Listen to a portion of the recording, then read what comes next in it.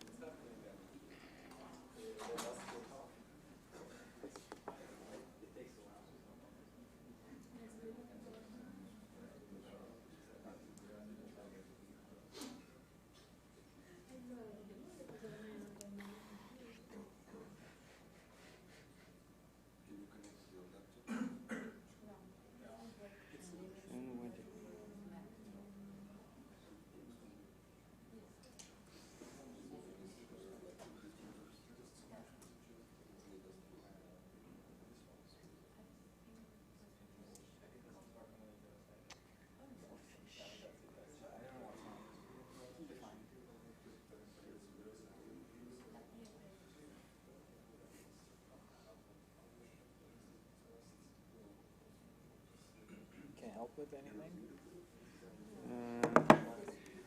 We should find the presentation on the laptop, but I don't know where. So send over. But I don't know. Sorry. So Can you search for honeypots? maybe we can do it. Sure. Don't really use Windows. This honeypots. Max.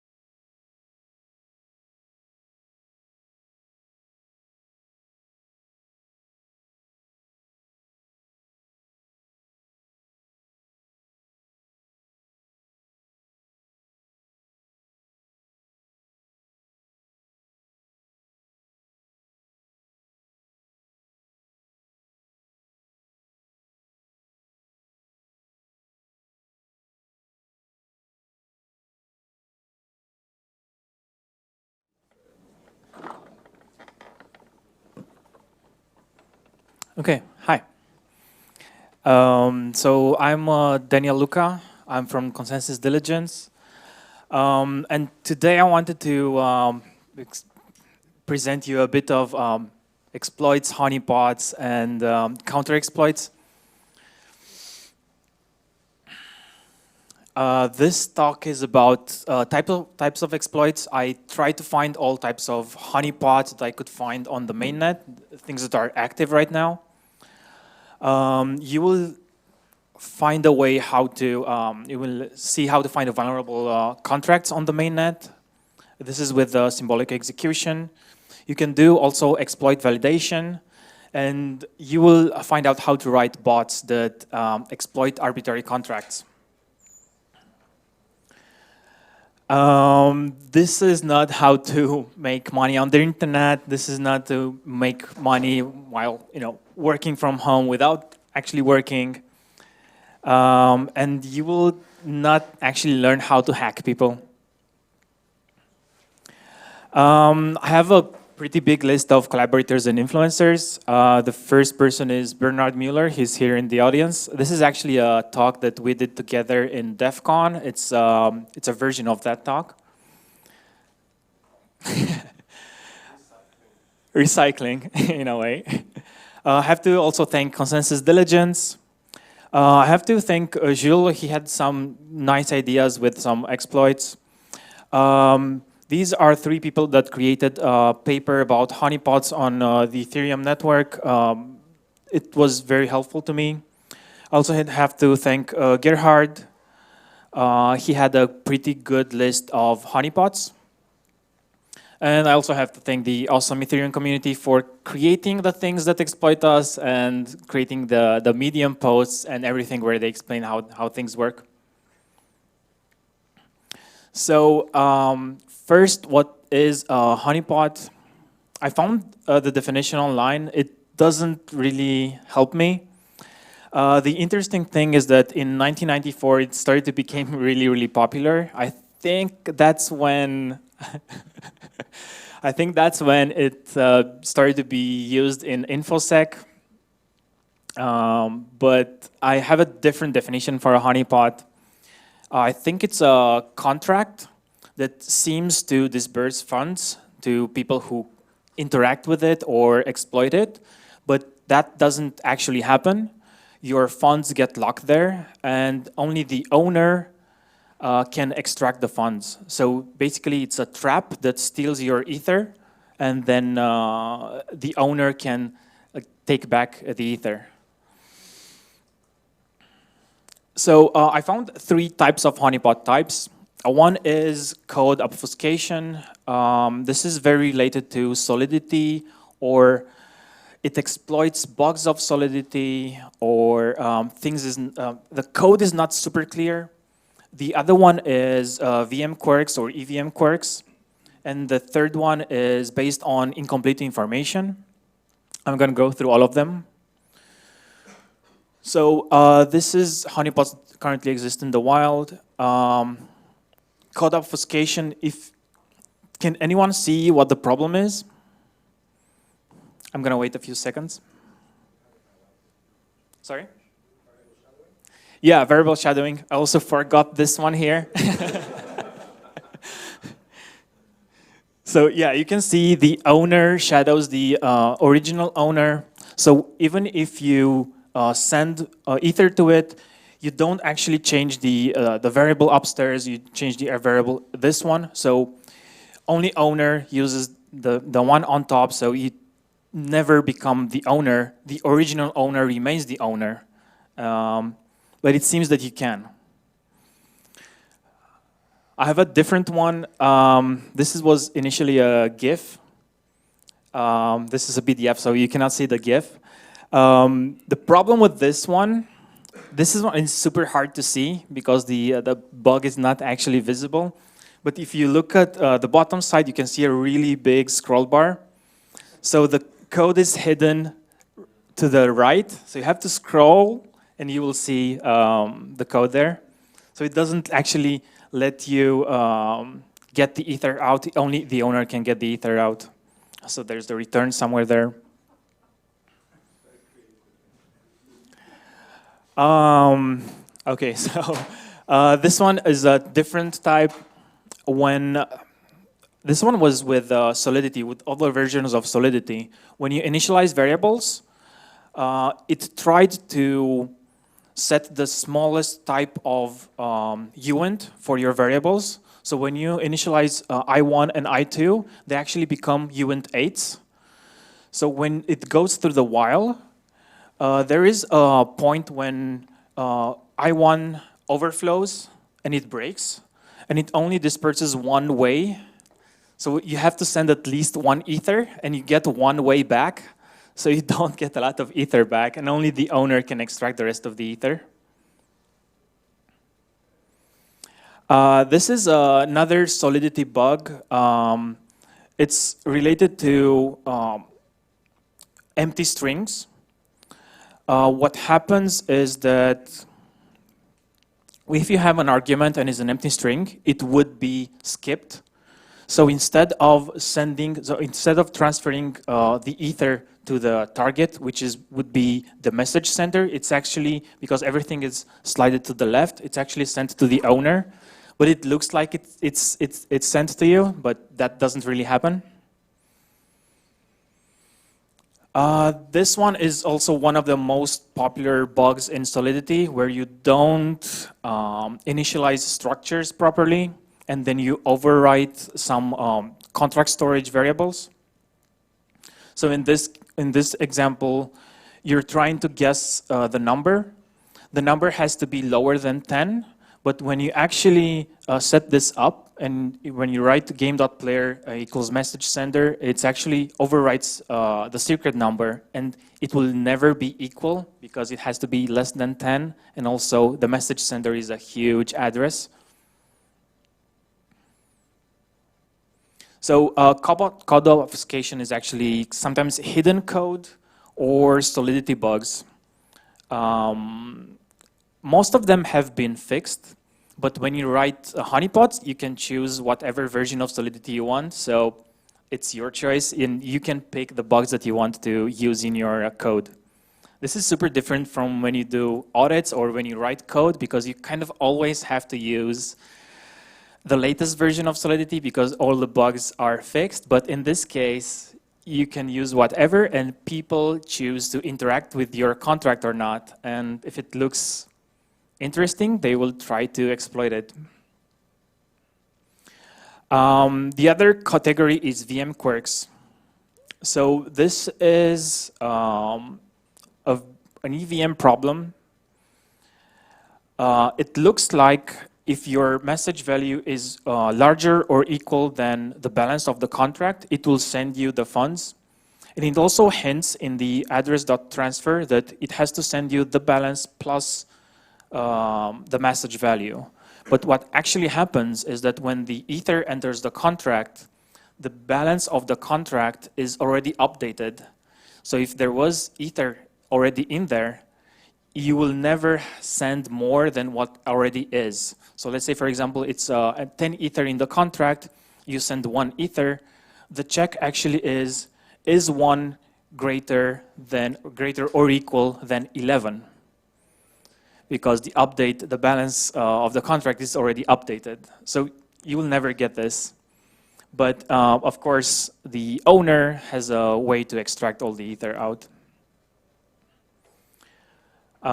So this is like always false conditions. You have to know details about how the EVM works in order to understand the problems. The third category is incomplete information. So this is interesting because it uses other vectors of attack. In this case, it's mostly Etherscan. So people post their code and then they do some kind of transactions, and then it looks like you have, you know what's going on there, but not really. So this is super, super popular on Ethereum. I call them Riddles. So they post a question and they post also the hash of their response. Or actually, if you look at start, they post the response in clear text and then they save the hash. And if you look at the transactions, you can see the response. So you could send the answer. But they also have this backdoor, the new. And when they sent the new, they sent the hash directly. They don't send the clear string. The problem is that that hash doesn't have a valid input. So there's no string that you can hash to get to that result. So nobody can find that one. So your ether, again, gets trapped in there. So this is when they call start. You can see everything. You can see, if you decode the hash string, you will see the string. The riddles are not that bad. I kind of like them. Can anyone guess what the answer is?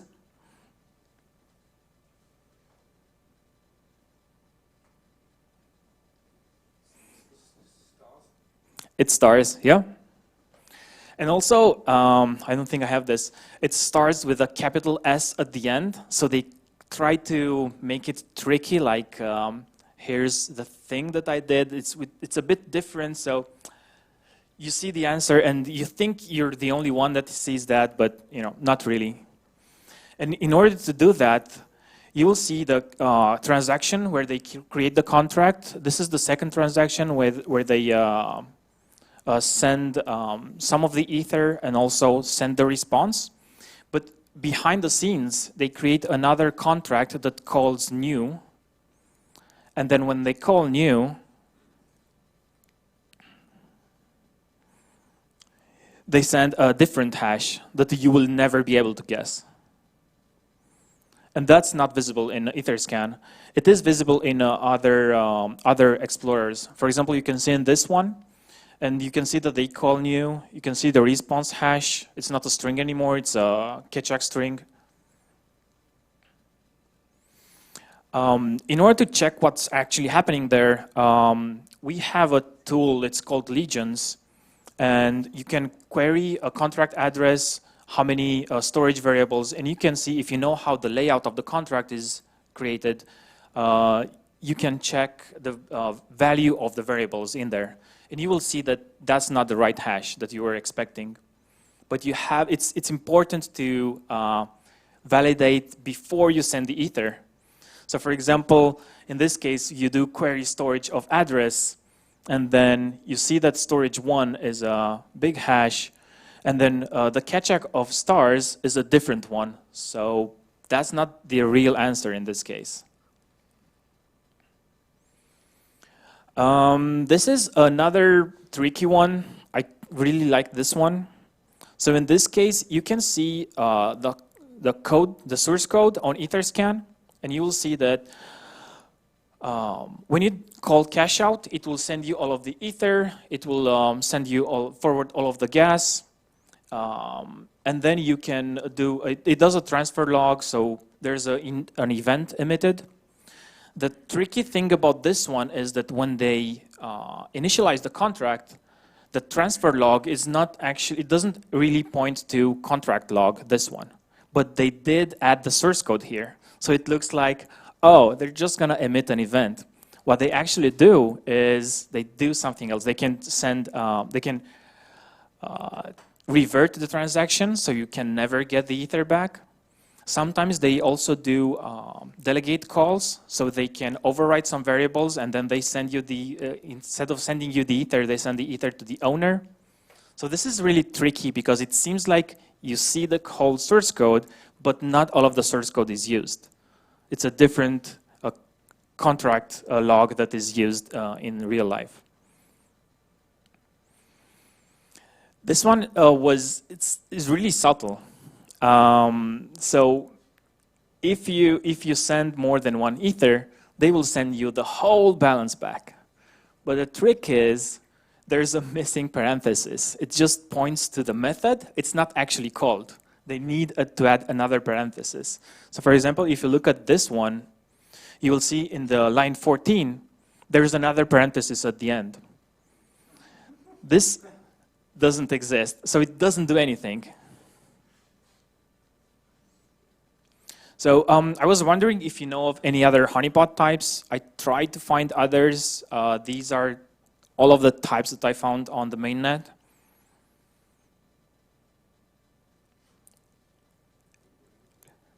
Sorry?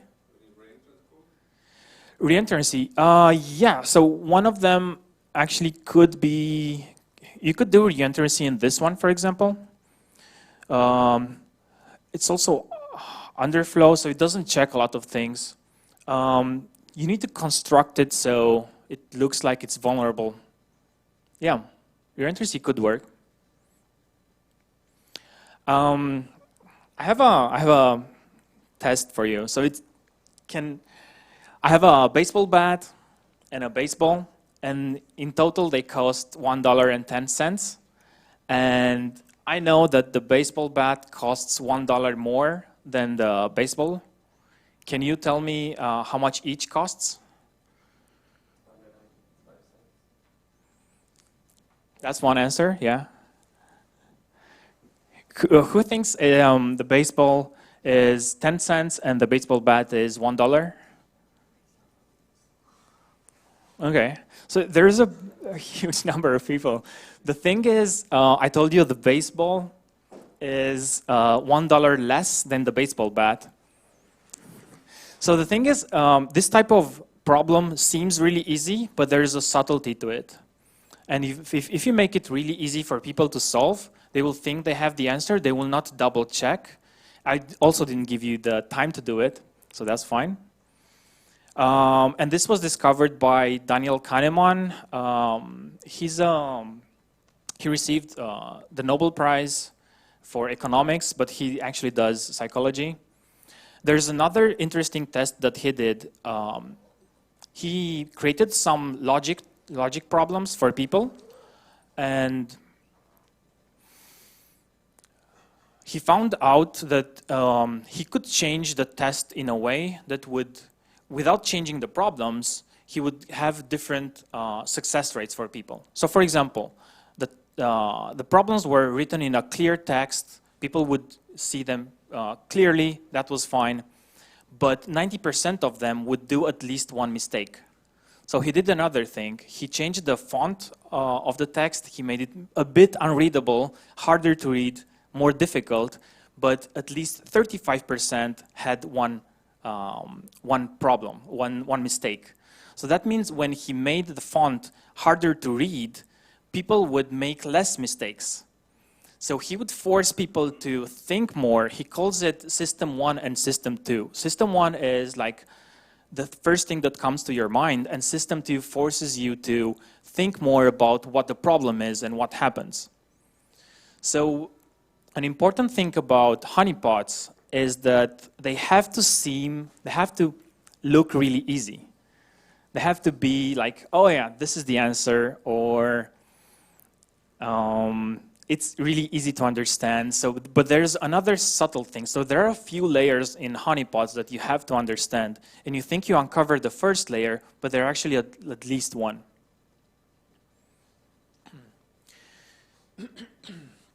Okay, so I have a tool, Carl, I created, actually based on Bernard's idea. It does mass continuous recon on the mainnet. What it does is that it scans all blocks, it looks at all transactions, and it checks all contracts that are deployed on the mainnet. And it can find vulnerable contracts. It uses Mithril, so you can just import the Mithril libraries and do symbolic execution, and you can find contracts that disperse funds to you, or more ether than what you sent to them, or you can self-destruct contracts, which is also interesting. And it also, because it uses symbolic execution, it does exploit generation. So it tells you what transactions to run in order to get to that state, in order to self-destruct the contract, for example. And it also has a different way of validating the contract, the exploit, by forking the mainnet and actually sending the transactions and seeing if that works. So when I think about symbolic execution, I think about transforming the execution of the program into a mathematical equation.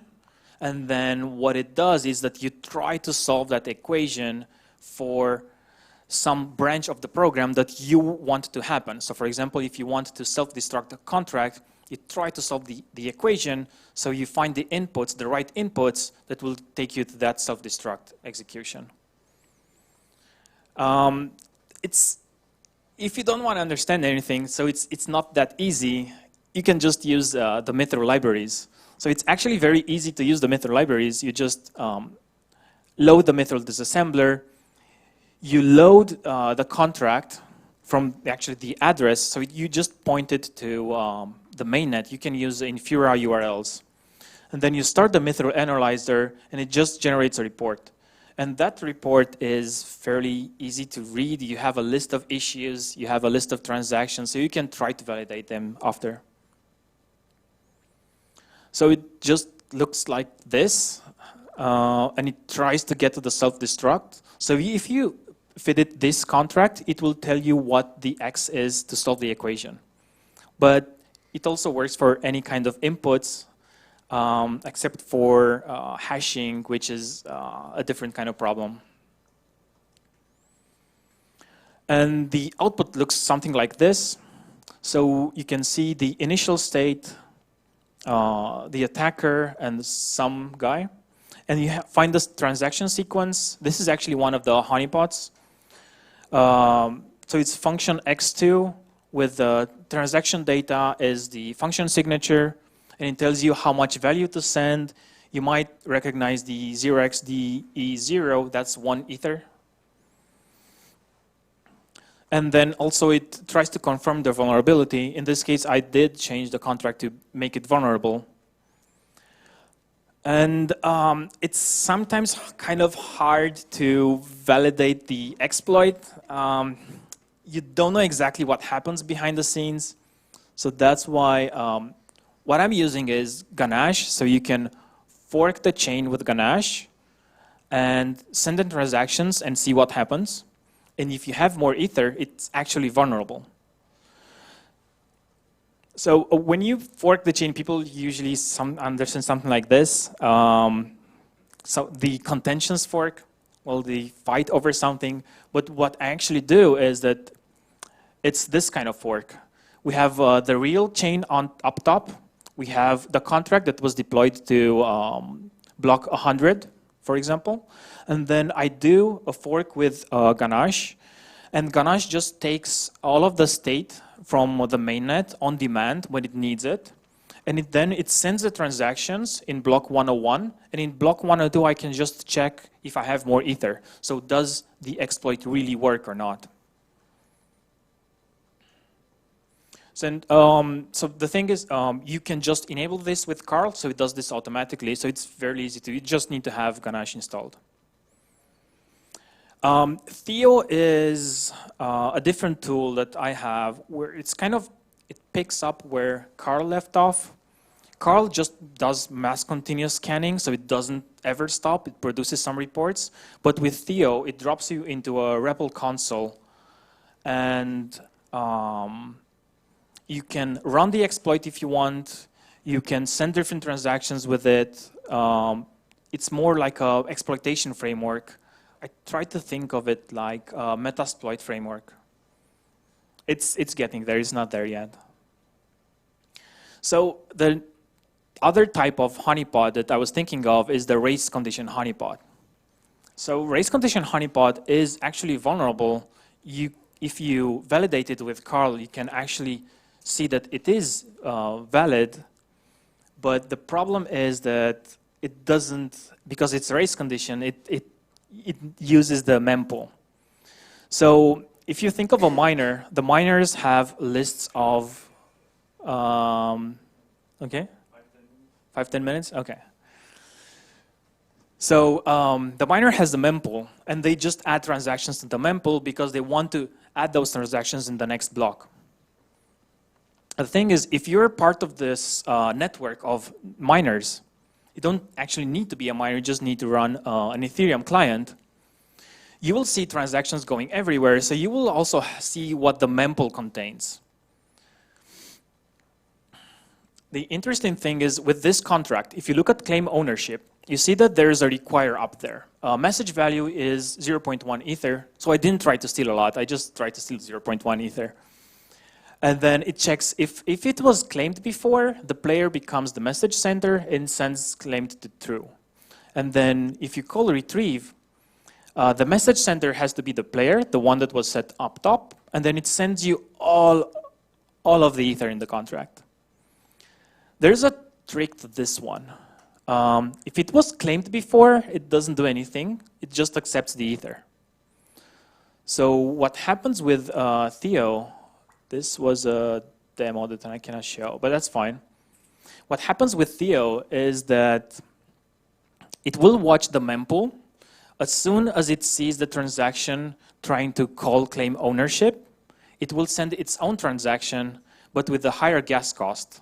And because miners need to add the best transactions in the block, like the most profitable for them, it will add my transaction on top. So this is actually on the mainnet. Somebody tried to exploit the contract and they sent a transaction with a really, really high gas price, 261 Gwei.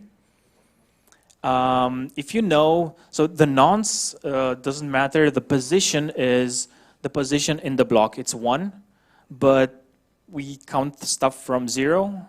So this is transaction 0. So this one was sent by Theo. It saw that there was a transaction in the mempool. It sent the transaction at the same time. They were included in the same block, and it was before. You can also see that the gas limit was set at 32,000, and it used all of it.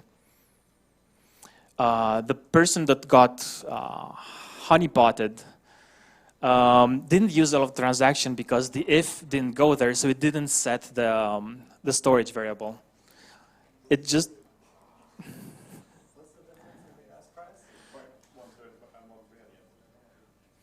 the difference in the gas price is, so this is the person who got honeypotted. It doesn't enter the condition. Sorry? Oh, the difference in the gas price. Yeah, so it's 12, 13. It's just one way more. So the minimum amount of gas price that you can front run somebody is just one way. It doesn't even matter how much gas your transaction uses. The miners will add your transaction on top. So if you have smart miners, they would include their own transaction. So if you have miners that are trying to... it's miner extractable value, right? It is. It is, yes. Miners have a lot of power at the moment. And they're not, I mean, to still... Front-running, they should do that they're not doing. Are they?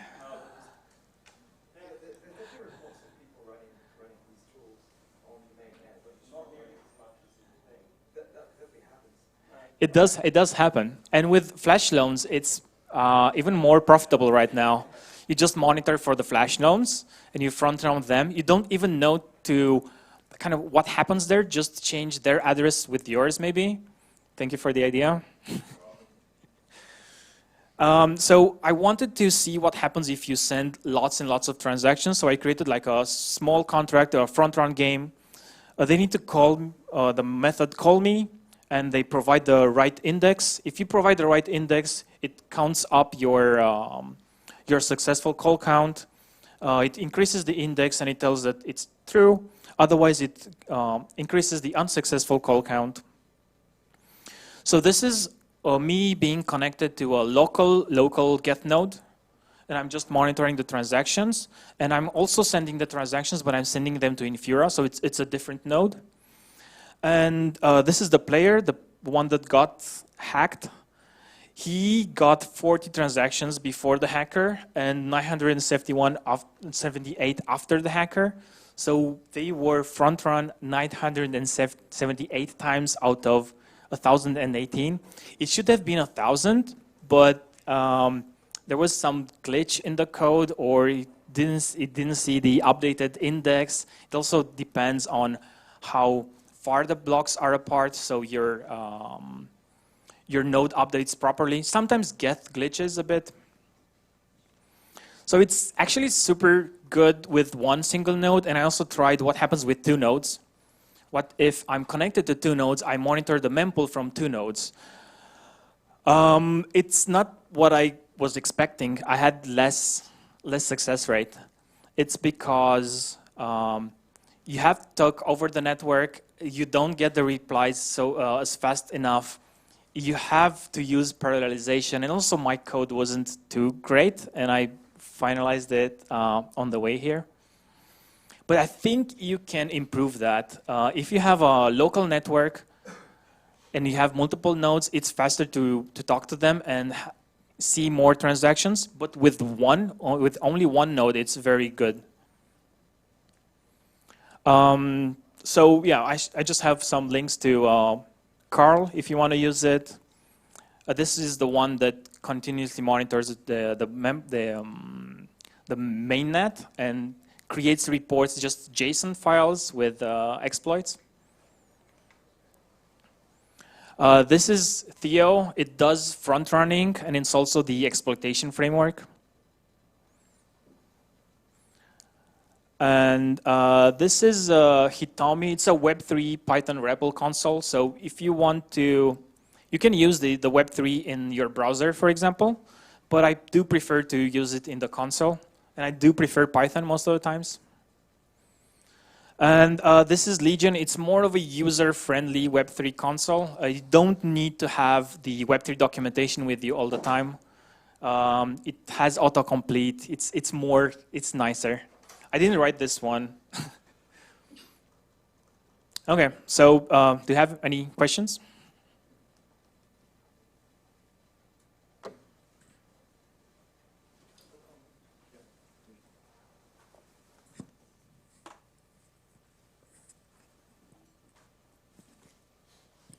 Hey, great presentation, thanks. You didn't leave us enough time to come up with other honeypot types. You kind of skipped over it once no one had one in 5 seconds. But I have 3 more. ICOs, I mean, according to your definition, it means you have to put something in, you don't get anything back out, right? So many ICOs have been honeypots in a way. Then there are scams. Send 1 ETH to Vitalik and you get 10 back. Have you checked whether the contracts ever actually try to deceive you, or are they just plain collecting the money? And the third one, wait, because I have only one question, I have to put it all in one.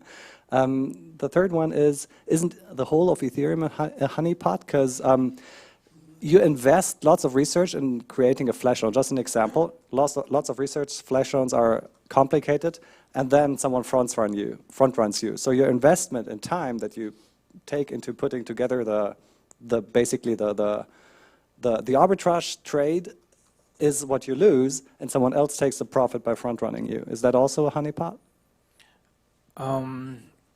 So ICOs, no comments. The Vitalik one, I don't know if, so I didn't check those ones. I don't know if it's a contract at the end or if it's a person who just promises more ether to you. I would add Ponzi schemes to that one. They're similar in a way. They do promise, they do give you some back, but you know, it happens.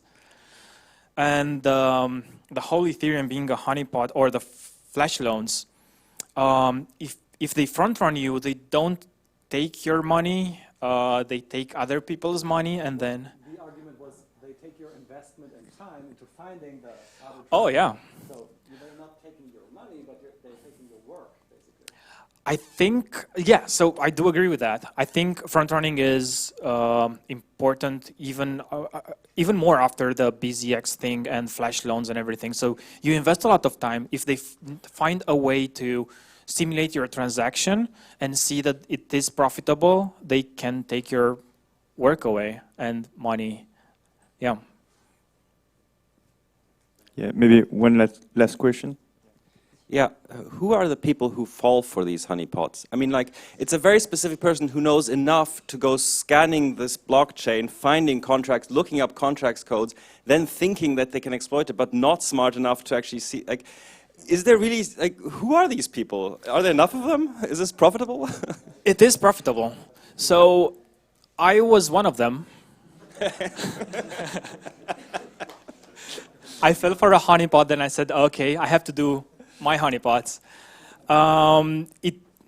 You look at the code, you think you're smart, you think you're smarter than the other person, and you just send a transaction so others don't do it before you, and they trick you. And then you lose 1 ether, but it's a lesson learned.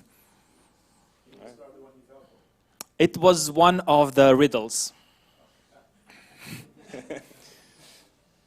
Thanks for that.